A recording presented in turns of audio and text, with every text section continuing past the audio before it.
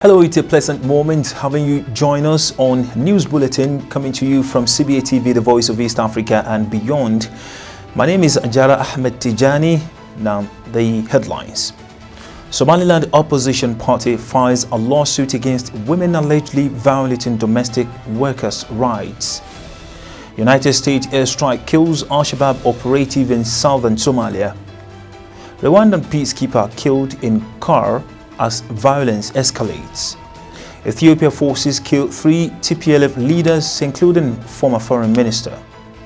Election commenced in Uganda amid internet social media blackout.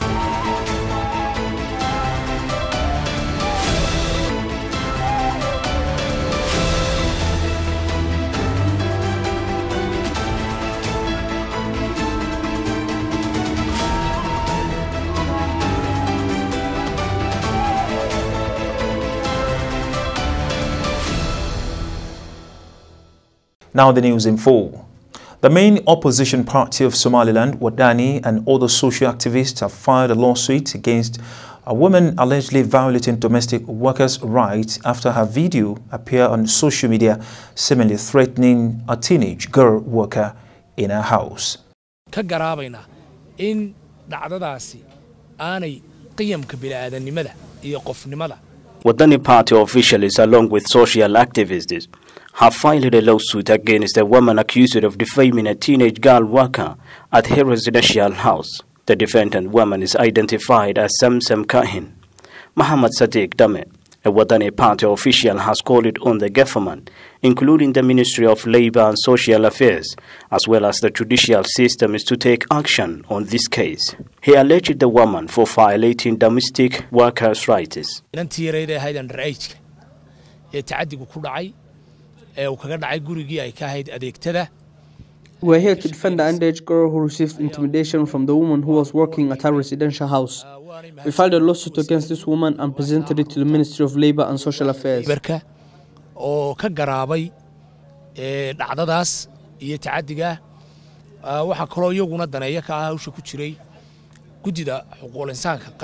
Saeed Mahmoud Gahir, a social activist and poet who has been following closely on this case, have explained it in depth for the media and described the move as misfortune crime.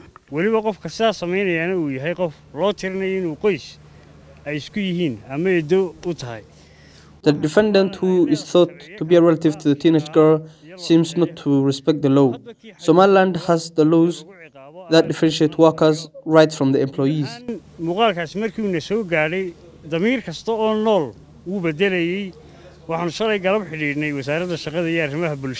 This video has been viral on Somali social media platforms for the last 24 hours, featuring a woman not showing her face in the camera, seemingly intimidating a teenage girl worker at her residential house. Somaliland Ministry of Labour and Social Affairs has not yet commented on this allegation, but social activists said the ministry has started the process to apprehend the defendant. At least one Al-Shabaab operative has been killed and a compound was destroyed after the U.S. military bombed a village in southern Somalia.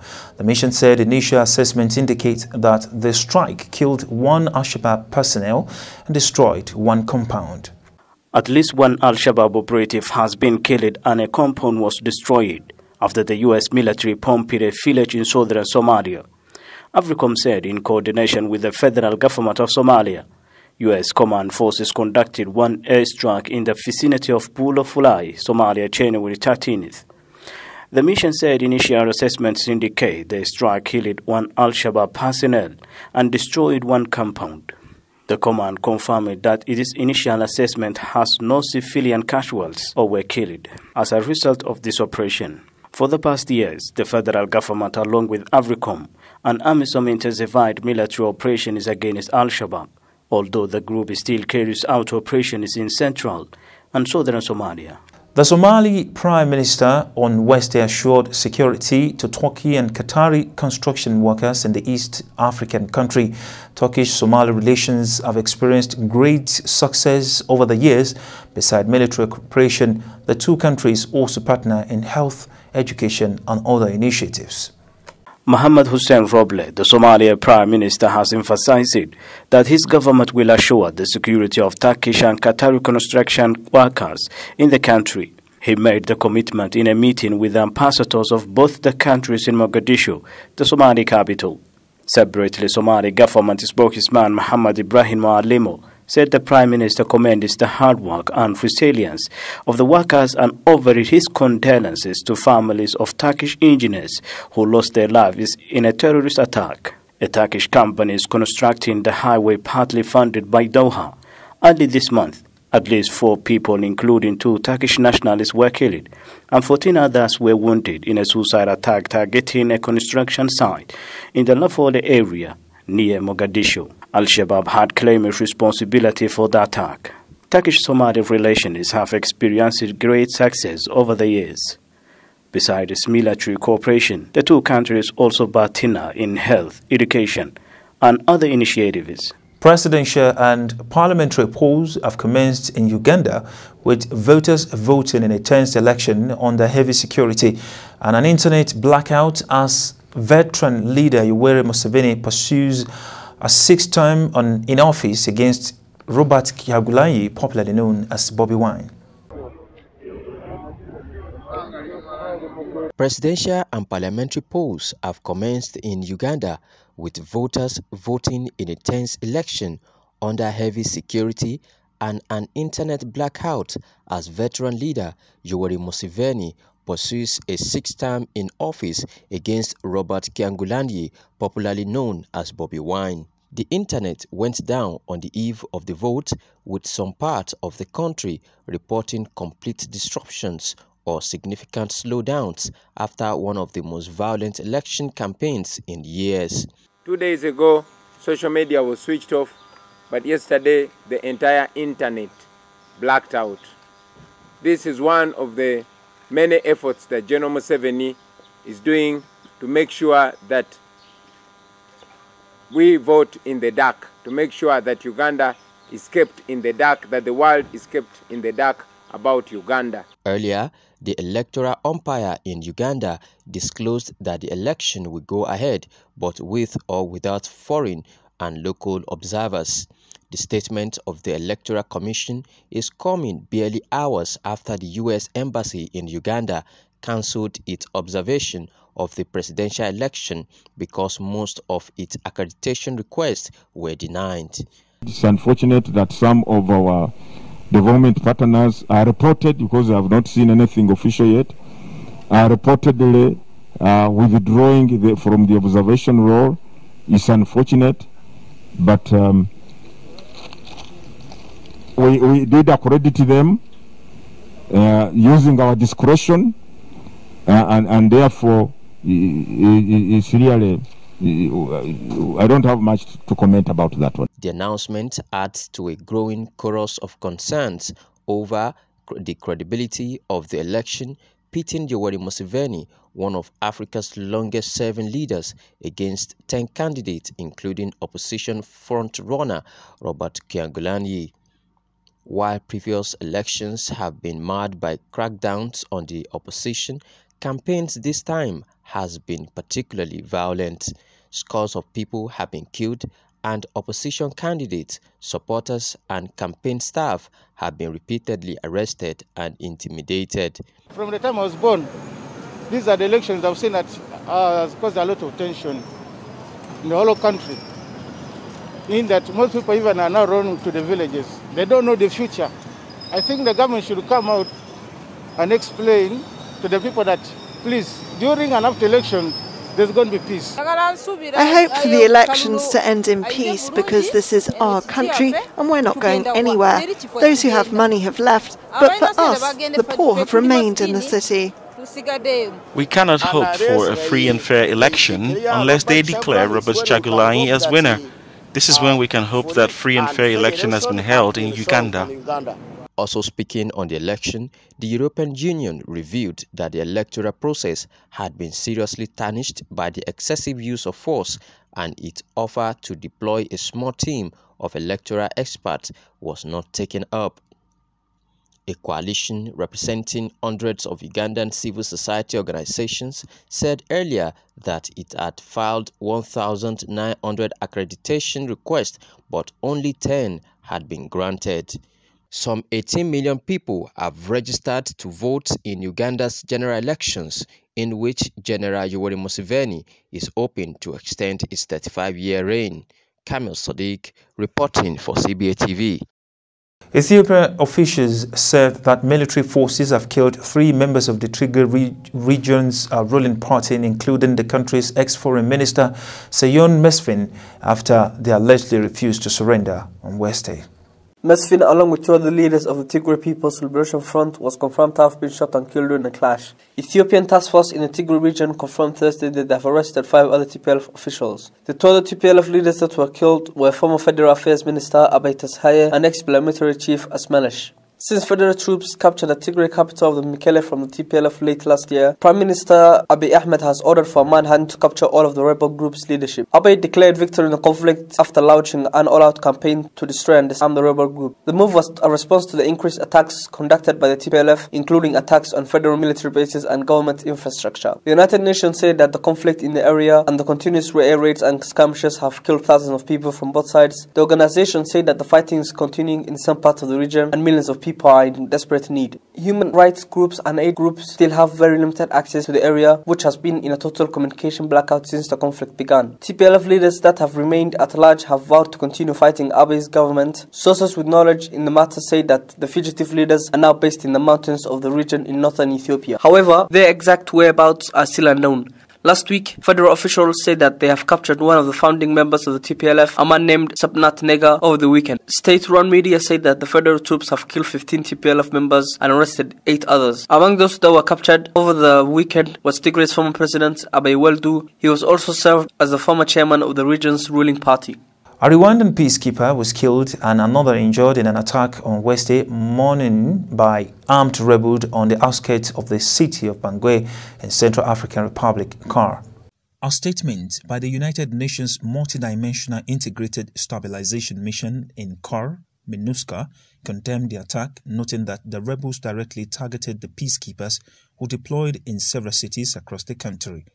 MINUSCA bows before the memory of this peacekeeper who fell in the service of peace in the country and expresses sincere condolences to his family and to the contingent and the Rwandan government, the statement reads. MINUSCA strongly condemns the attacks by coalition armed group and their political allies, including former President Francois Bozize. The mission holds them responsible for the consequences of this violence on the civilian population and stresses that attack against peacekeepers can be considered as war crimes and prosecuted. The Rwanda Defense Forces said the plans are on the way to airlift the fallen peacekeeper back to Rwanda for burial.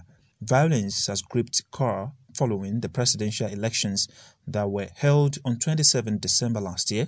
The elections were disputed by rebels allied to former President Bozize, whose candidacy was invalidated. The Wednesday attack was repelled by peacekeepers together with CAR forces with the help of military helicopters, MINUSCA said. Authorities say more than 250 foreign workers fled Central African Republic, CAR, due to fears that they are being targeted by rebels who are disgruntled by the re-election of President Faustin Archange Touadera.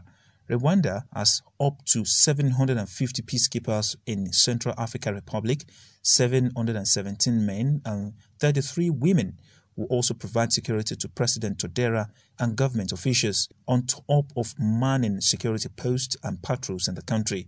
The United Nations mission said that some rebels were killed during the attack, while some were arrested and weapons seized.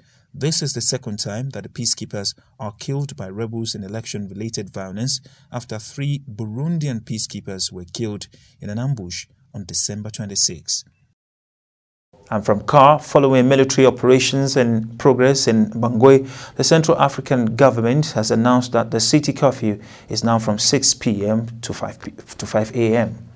Combined forces of Central African Republic military, Russian mercenaries, and the United Nations MINUSCA peacekeepers repelled attacks on Wednesday from rebel group coalitions of Patriots for Change, some 9 to 12 kilometers from the capital Bangui, with a scattered shot seeing residents of the affected PK9 and PK12 neighborhoods fleeing for their lives. The latest attack comes after rebels launched an offensive vowing to march on to capital ahead of the last month's volatile presidential election, which also saw the government accuse former President Francois Bozize of attempting a coup d'état. Heavily armed Russian and Rwandan parliamentary troops had been dispatched to support the re-election to Touadéra's regime under bilateral accords. The mineral-rich Central African Republic has faced deadly interreligious and intercommunal fighting since 2013, when predominantly Muslim Seleka rebels seized power for Bozize after long claiming marginalization. A peace accord was signed in 2019 between the government and 14 rebel groups, but intermittent violence and human rights abuse have continued. And now to Kenya. The scientist from the Kenya Medical Research Institute, KEMRI, said that the variant of the virus that causes COVID-19 are entirely different from those detected in the UK and South Africa. The scientist from the Kenya Medical Research Institute, KEMRI, said the variant of the virus that causes COVID-19 are entirely different from those detected in the UK and South Africa. In total, there are now 20 variants in circulation in Kenya, 4 having been discovered in March last year.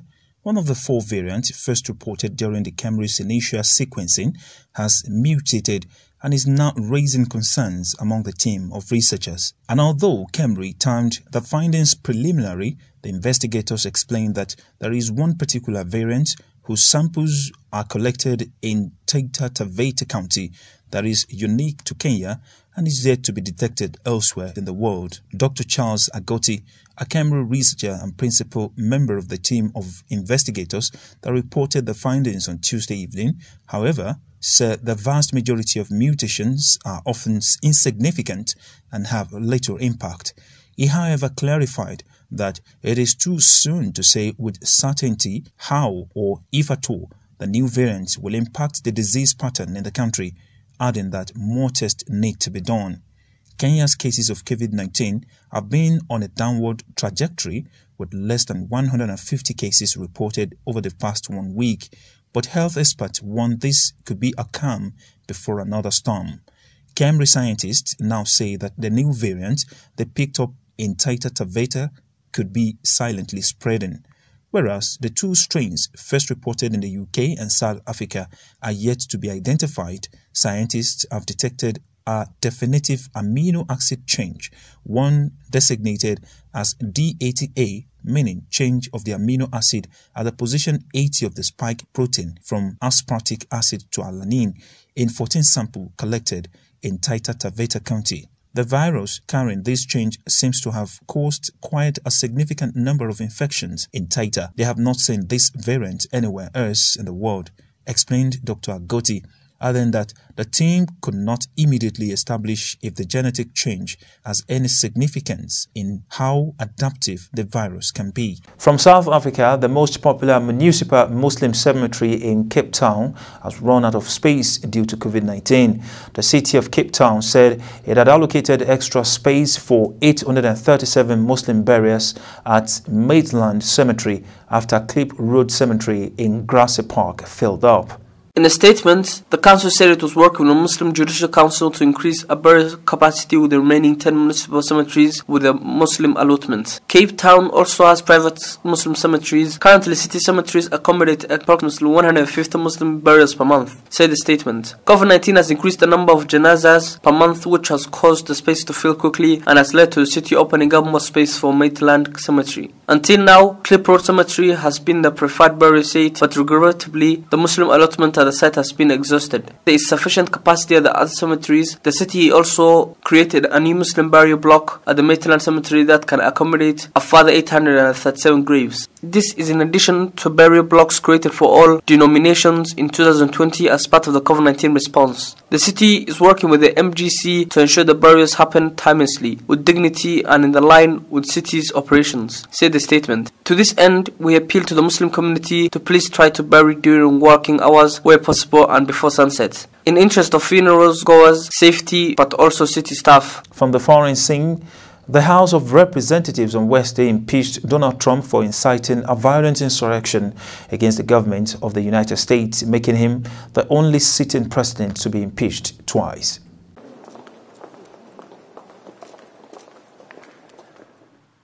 Today, in a bipartisan way, the House demonstrated that no one is above the law, not even the President of the United States. A week after he encouraged a mob of his supporters to storm the U.S. Capitol, a historic condemnation that makes him the only American president to be charged twice with committing high crimes and misdemeanors. After an emotional day-long debate in the chamber where lawmakers cowered last week as rioters vandalized the Capitol, nearly a dozen House Republicans joined Democrats to embrace the Constitution's gravest remedy after vowing to hold Trump to account before he leaves office next week. The sole article of impeachment charges the defeated president with inciting an insurrection that led to what the House Speaker, Nancy Pelosi, said would be immortalized as a day of fire on Capitol Hill. The president, Pelosi said, represented a clear and present danger to the nation we all love. That Donald Trump is a clear and present danger to our country, and that once again we honored our oath of office to protect and defend the Constitution of the United States. So help us God. And now, I sadly, and with a heart broken over what this means to our country, of a president who would incite insurrection, will sign the engrossment of the article of impeachment.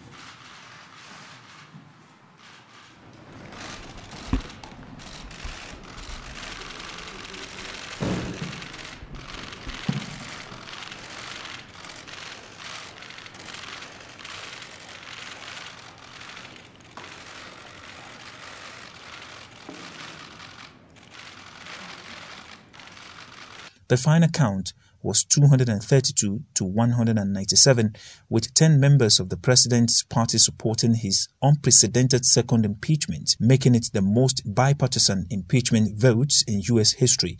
Among them was Liz Cheney, the number 3 House Republican and daughter of Dick Cheney, George W. Bush vice president. Though she did not raise to speak on Wednesday, she issued a blistering statement announcing her decision, in which she said that there had never been a greater betrayer by a president of the United States than Trump's conduct on 6th January. Though consequences for Trump will not include premature removal from office, the Senate trial will not be entirely symbolic.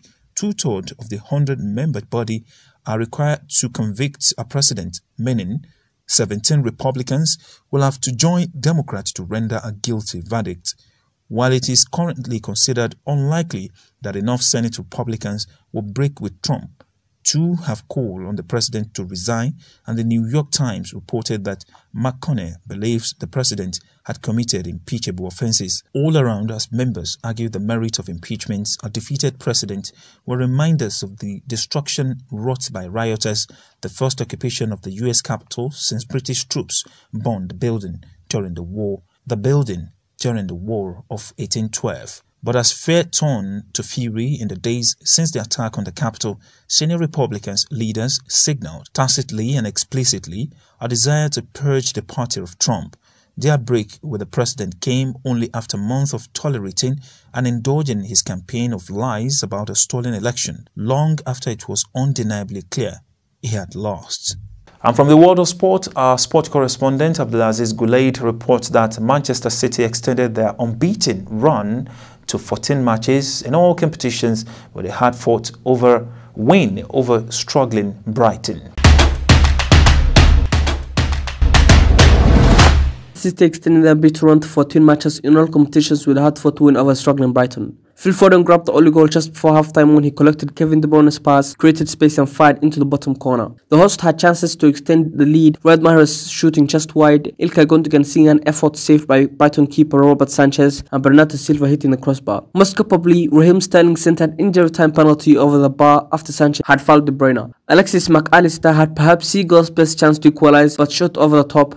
Mauricio Pochettino won the first trophy of his managerial career as PSG beat Marseille to win the Trophée des Champions in Lens. It was only the former Spurs manager's third game in charge of PSG after being appointed early this month. Mauro Ricardo tapped home from PSG's opener from close range and won a penalty which Neymar scored for the second. Dimitri Payet scored a late consolation with a clever flick for Marseille. The trophy as champions is France's version of Community Shield, a game between the league and cup winners. Neymar returned from a month out on an ankle injury to score from the spot for PSG, but Icardi was the game's key player. He had a goal disallowed before scoring the opener. His goal was from a rebound after his header was tipped onto the post by Steve Mandanda. Barcelona are through to the Spanish Super Cup final after beating Real Sociedad in a penalty shootout following a 1-0 draw after extra time. Ricky Puig scored a decisive spot kick for the Spanish Giants after Antoine Griezmann and Frankie de Jong both missed the targets. Marc-Andre ter Stegen in the Barcelona goal denied Sociedad twice from the spot. Oldest Real Madrid faced Atletico Bilbao in the second semi-final. De Jong headed Ronald Koeman's Barcelona in front in the 39th minute after a nice link-up play between Martin Braithwaite and Griezmann. Well, our sports report, we've come to the end of the news. It came to you from the studio of CBATV, the voice of East Africa and beyond. Watch out for more reports from this channel. My name is Ajara Ahmed Tijani. Bye for now.